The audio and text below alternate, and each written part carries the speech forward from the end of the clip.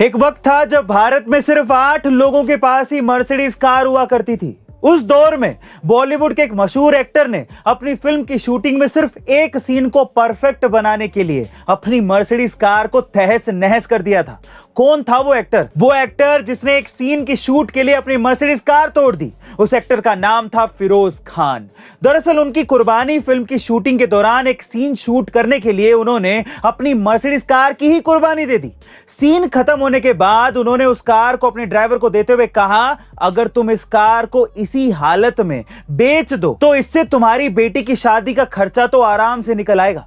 दरअसल उन्हीं दिनों उस ड्राइवर की बेटी की शादी होने वाली थी और इसीलिए फिरोज खान ने उस ड्राइवर की मदद की थी। यही नहीं, उनकी कुर्बानी फिल्म रिलीज होते ही इतनी बड़ी हिट हो गई कि भारत में पहली बार नोट गिनने वाली मशीन भी फिरोज खान ही लेकर आए थे। कहते हैं कि कुर्बानी फिल्म की सक्सेस के बाद फिरोज खान एक नहीं बल्कि चार मर्सिडीज के मालिक बन गए थे। आपको सुन के कैसा लगा कमेंट सेक्शन में जरूर लिखिएगा।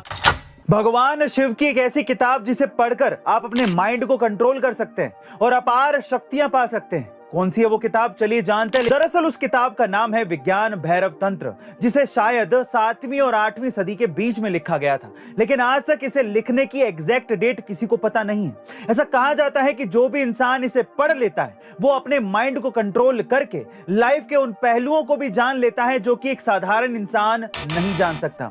ऐसा माना जाता है कि इस किताब में लिखी हुई हर बात भगवान शिव के मुख से निकली हुई है। दरअसल जब माता पार्वती ने भगवान शिव से उनके सच्चे स्वरूप के बारे में पूछा तो भगवान शिव ने इस प्रश्न का सीधा उत्तर ना देने की बजाय मां पार्वती को 112 ऐसे तरीके बताए थे जिसका पालन करके कोई भी भगवान शिव का सच्चा स्वरूप देख सकता है, साथ ही अपार शक्तियां पा सकता है। गाइस, क्या आप इस किताब को पढ़ना चाहेंगे? कमेंट सेक्शन में जरूर लिखिएगा।